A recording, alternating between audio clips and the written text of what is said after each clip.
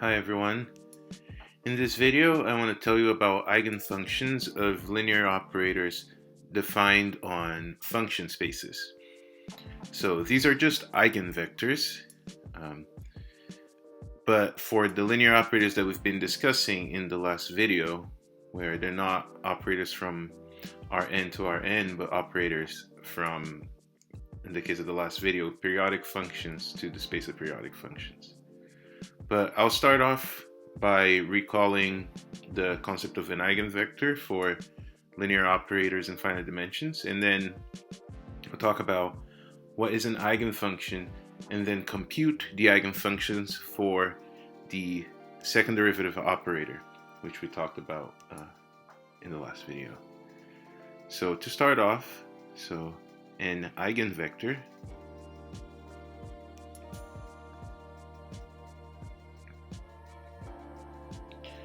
V in Rn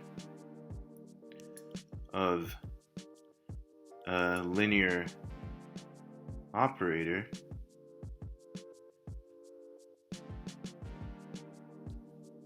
T from Rn to Rn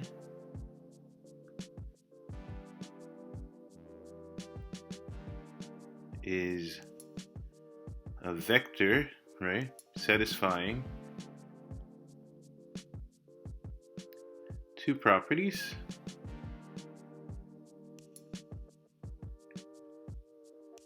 The first property is a little trivial, but very important.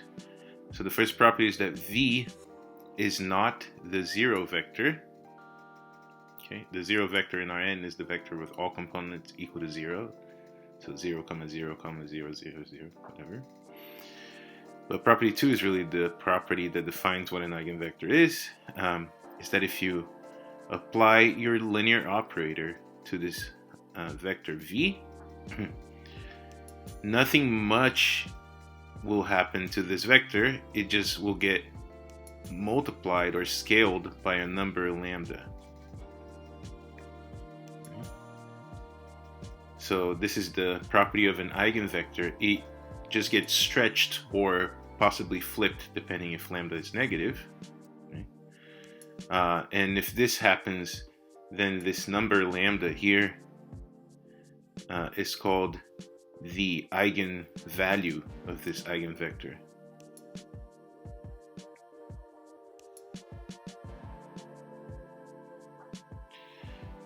Of V. And you know that in finite dimensions, you can also have complex eigenvalues, right? They are not associated to any real eigenvectors. But we're going to be talking about symmetric operators in this series of videos. And those always have real eigenvalues. So I'm not even going to address complex eigenvalues very much. Right? That's a consequence of the spectral theorem again. It says that every symmetric operator only has real eigenvalues. So for the purposes of this video, you can just say that lambda is always real, the eigenvalue that we're talking about. So that's the definition of an eigenvector. And an eigenfunction for an operator between function spaces has exactly the same definition. It is just an eigenvector for the operator. But because for a space of functions, your vectors are functions, you call that an eigenfunction instead. Right? But it's okay, it's not wrong to call it an eigenvector. But so, let T now be an operator between the space of periodic functions, infinitely differentiable periodic functions of period 2L, to the space of infinitely differentiable periodic functions of period 2L, be a linear operator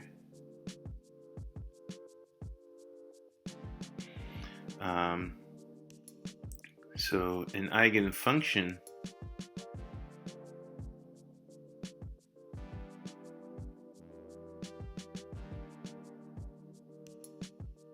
of T is just a function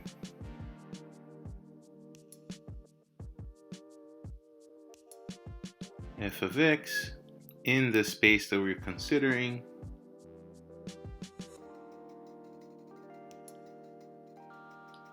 satisfying, basically the same properties, but the first property is that this is not the zero function. F of x is not the zero function. That's important. And two, if you apply your operator to f of x, this is equal to just a constant, some scalar, times f of x, right? And again, this lambda is called the eigenvalue of this eigenfunction. All right, so simple enough. We know how to compute eigenvectors and eigenvalues very well in finite dimensions. When you have an operator from Rn to Rn, maybe I'll write it on the corner here, you can compute eigenvalues by figuring out when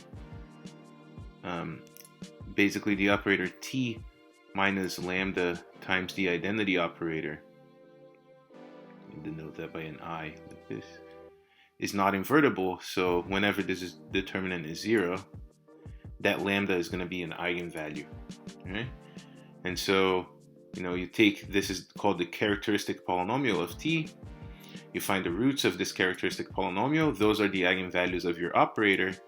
Once you find those, then you can just try to solve this equation 2 here, which you can do by row reduction, right? And so that's usually how you find eigenvectors in finite dimensions. In infinite dimensions, things are a little bit more complicated. There is no, so in general, there's no determinant method. Sometimes there is, which is an interesting topic in itself. But you can usually just try to solve this equation, and we'll see that this equation we don't solve by row reduction, right? When this is an infinite dimensional space, that algorithm would take forever, literally. But on a space of function, we'll see that if this operator is like a derivative operator or a differential operator, this turns into a differential equation that we can solve. So this is still very abstract, so why don't we compute the eigenfunctions of the operator that we discussed last time, the second derivative operator, okay? All right, so as an example,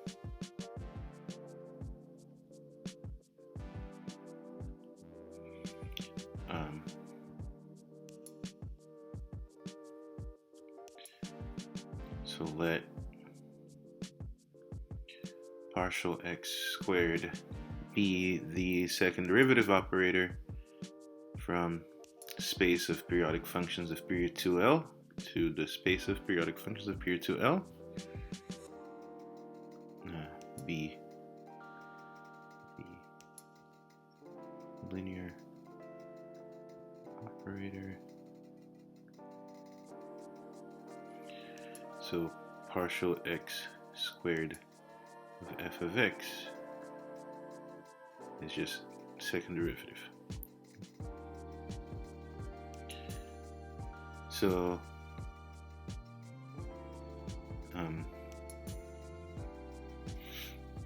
an eigenfunction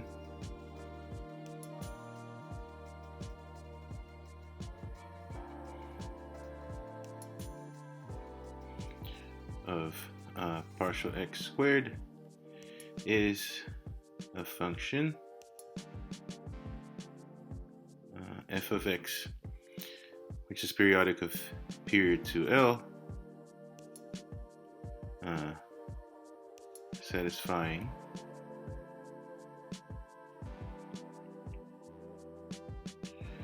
partial x squared of f of x is equal to lambda times f of x for some real number lambda. right? And again, we're only going to consider real eigenvalues, and if you believe me that the spectral theorem is true for this operator, then we know that it only has real eigenvalues. All right, so, but if you write this equation out, this is f prime prime of x is equal to lambda f of x. And you see that trying to find an eigenvector is the same as trying to find a solution of this differential equation. This parameter here is just a constant. We're going to have to take it as a constant. We're just trying to find a solution of this differential equation with the one caveat that we want a non-trivial solution. Yes, because an eigenvector can never be the zero vector. Right? So I wrote here, this condition 1 is important. Right? So finding a solution of that equation which is not the zero function. Right? The zero vector, you can think of it as an eigenvector that can have any eigenvalue you want. So it's not a good not a good thing to consider as an eigenvector.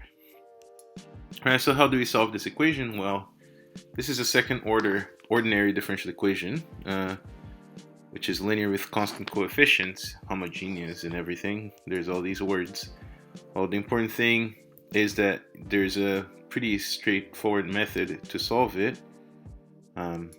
Maybe the best way of doing this would be to make this more clear, send lambda f of x to the left. And what happens is that there's a characteristic equation associated to a differential equation like this. Here you just replace the second order derivative by a variable. I'm going to call this variable r. You can call it whatever you want. So r squared, the square because of the second derivative there, minus lambda r to the 0 because there's 0 derivatives here. Yeah. That's the characteristic equation of this second order differential equation. If you solve it, so this means that r squared is equal to lambda, which means r is equal to plus or minus square root of lambda. And here you have to be very careful whether lambda is positive or negative, because you might get a negative number inside of the square root, which will change the characteristics of this differential equation, the solutions, right? So depending on whether lambda is positive or whether lambda is equal to 0 or whether lambda is negative, you get different solutions for this equation, right? So we must consider different cases.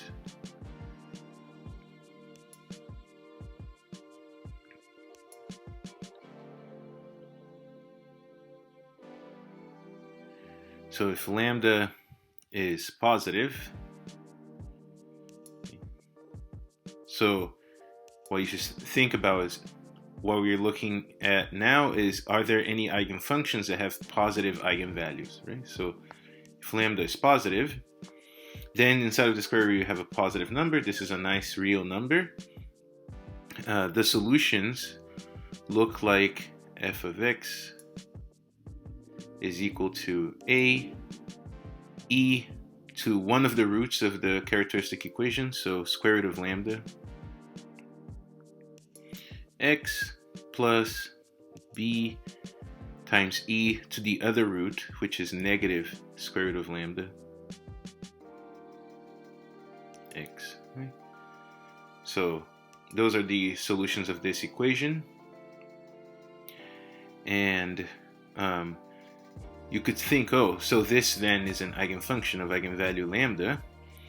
And the answer is no, not necessarily. Remember, we must find functions which are in P2L.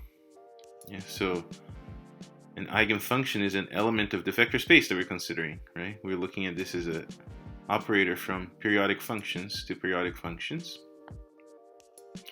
And so the question is, you have all these solutions of this differential equation. Are any of them periodic of period 2L? Yeah.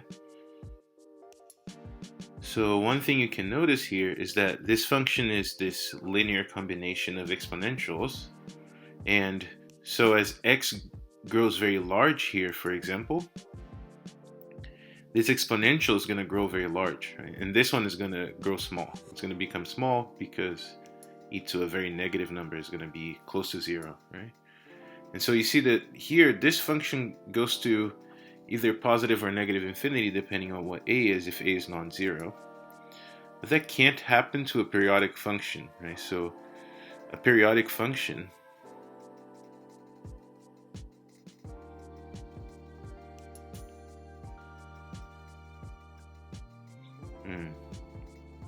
remains bounded, right, throughout the real line.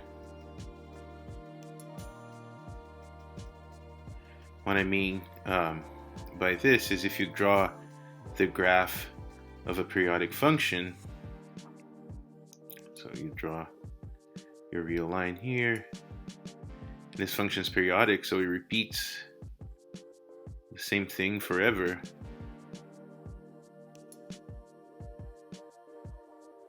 So this function, as x goes to infinity, this function can't go to infinity, right? Because it keeps repeating.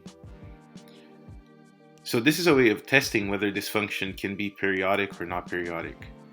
For example, if our constant a is not 0, then we can see that the limit as x approaches infinity of f of x, well, that's the limit as x approaches infinity of a e to the root lambda x plus b e to the negative root lambda x. This right term here, the term on the right, is going to go to 0 because e to a very negative number approaches 0. But this term is going to go to either positive or negative infinity, depending on what a is. If a is positive, this approaches positive infinity. If a is negative, it approaches negative infinity, right? So this limit here is plus or minus infinity, which means that if a is non-zero, this function approaches infinity as x goes to infinity, so it is not periodic, right? So f of x is not periodic.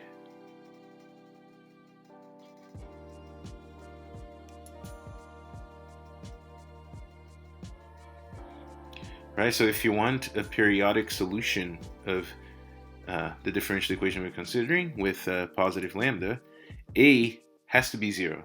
Because if it's not 0, this function is not periodic. And similarly, you can argue that b would have to be 0 if your function is periodic, because then you can make x approach negative infinity, right? So if, and then in this case, the term on the right side is going to go to infinity, while the left is going to go to 0. So if b is not 0, then you can consider the limit as x approaches negative infinity of f of x. And in this case, again, you get the same expression here, limit as x approaches negative infinity of this combination.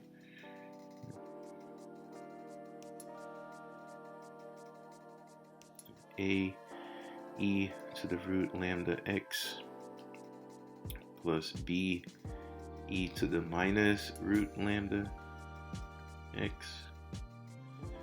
Right, and now when x is approaching negative infinity, this exponential is going to infinity because now this number in the exponent is very large and positive, right? While this number is going to 0 because this number in the exponent here is large and negative. But again, this is plus or minus infinity depending on what b is. If b is positive, this limit is positive infinity.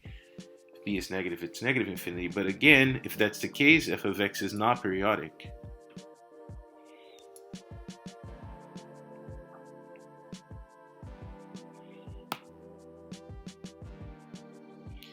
And so from these things we have found, we can say that for the case lambda positive, yeah. So for positive lambda, if f of x is periodic,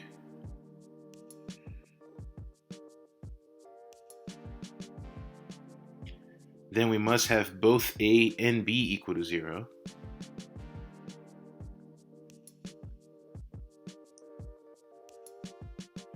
But in that case, what we find is that f of x is a 0 function, right? Here's the expression of f of x, and if a and b are 0, f of x is a 0 function, so it can't be an eigenfunction, right? So there are no eigenfunctions. Eigenfunctions cannot be 0.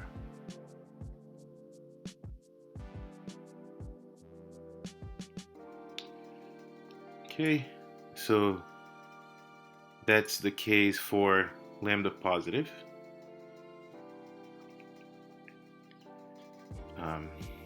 Now, let's treat the case of lambda equal to 0. Let me get a new page here. So the case when lambda is equal to 0. Well, in that case, our solution is actually pretty simple. So let me go back. You could say that when lambda is equal to 0, you have a repeated root. R equals 0 is a repeated root of the characteristic equation. But this is really, there's a way of getting the solution in this way, but you could just look at the differential equation. The differential equation is f, that we're trying to solve, is f prime prime of x is equal to lambda f of x. When lambda is equal to 0, the differential equation is f prime prime of x is equal to 0 times x. 0 times f of x. So it's just f prime prime of x is equal to 0. The solutions of this equation are pretty clear. You can just take an antiderivative twice to get the f of x in this case should be equal to ax plus b, right, for constants a and b.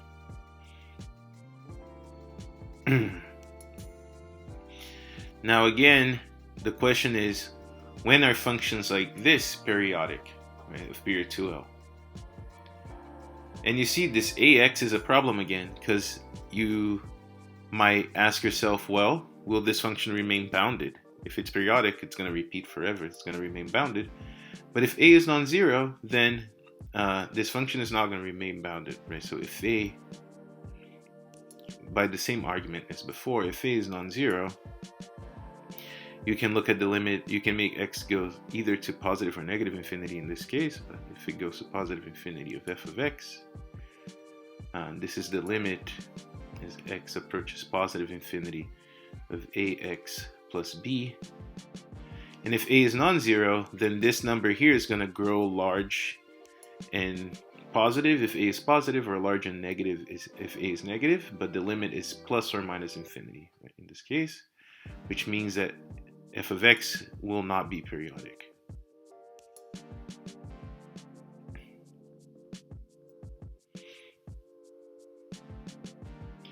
So for the case lambda equals 0, if you want a periodic solution, a must be 0. In which case your solution, so if f of x is periodic,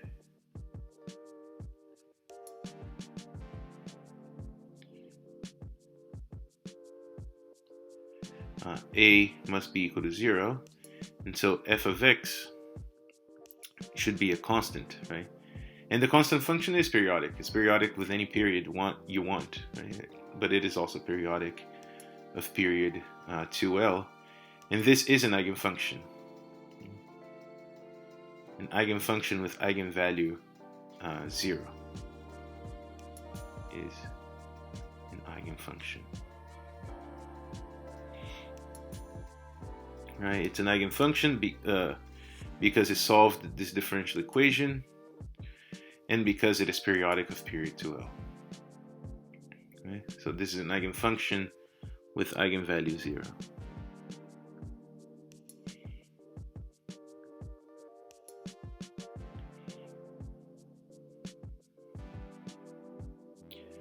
All right, we're left with the case of lambda negative. So what if lambda is negative? Okay, so in that case, the characteristic equation with the r's is going to have purely imaginary solutions, right? Because if lambda is negative, this is going to be plus or minus I square root of absolute value of lambda. And in this form, you can see you would have like e to the I root absolute value of lambda's x and such. The solutions are actually combinations of cosines and sines in this case, right? Another way of thinking about it is if lambda is negative, then this equation f prime prime of x equals lambda f of x is actually a harmonic oscillator equation. It's a famous equation.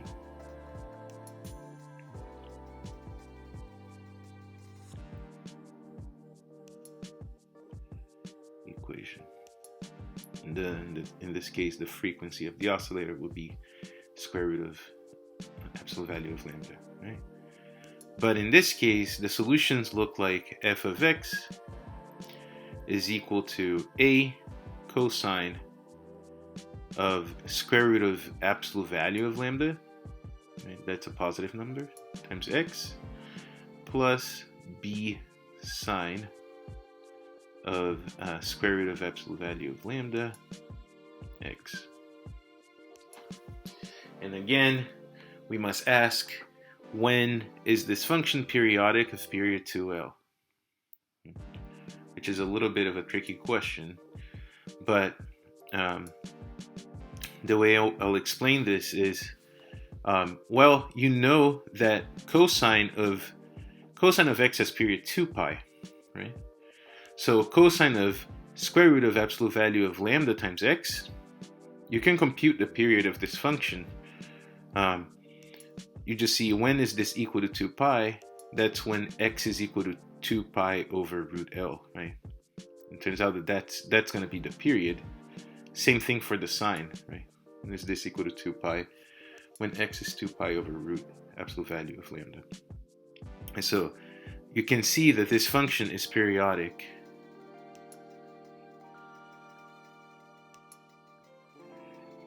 of period, so this you should say is the minimal period of this function of period 2 pi over absolute value of lambda. Because, you know, cosine repeats at every 2 pi, it will also repeat at every 4 pi, right? Every cycle of length 4 pi or 6 pi. But 2 pi is the minimal period, and this is the minimal period of this function. And so you want this function to repeat at every 2L. Right? So f of x will be periodic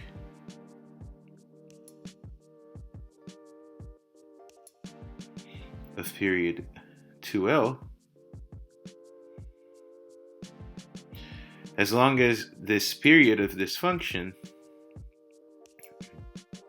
lambda square root, is equal, well, you should say, well, I want the period to be 2L. In that way, this is going to be a periodic function of period 2L. And that's right, this would give you a periodic function of period 2L. But in fact, you can ask that the period is 2L over n for any integer n.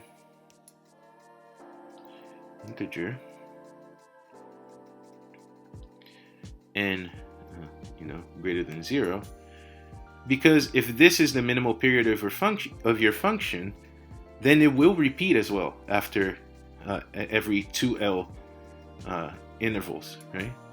For example, if this n is equal to 4, right? So if this n here is equal to 4, then the minimal period of your function will be 2L over 4, so L over 2. And so it would repeat at every L over 2 size interval.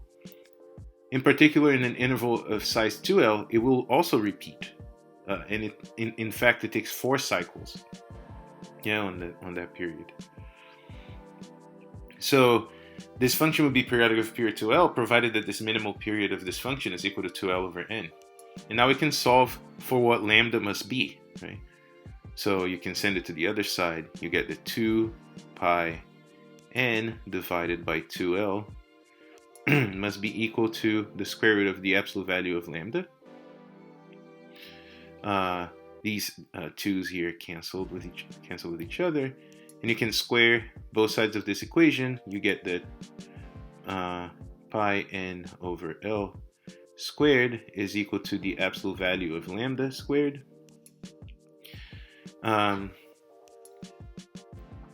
Right? Oh, sorry, not squared. So you square root this. You take a square of the square root. It just turns into absolute value of lambda, right? But you do know that lambda is negative, right? So lambda then is minus, let me write n pi here, n pi over l squared. So for these lambdas, you have an eigenfunction which is periodic of period 2l. Okay? So let's compile all that we have found. Yeah. So the eigenfunctions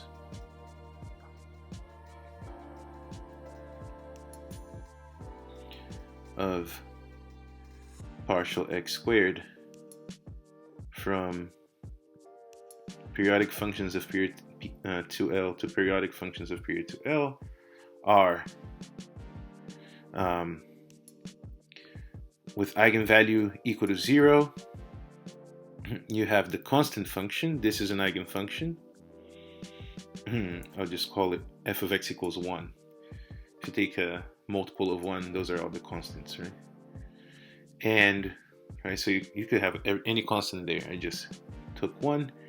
And if and for any integer,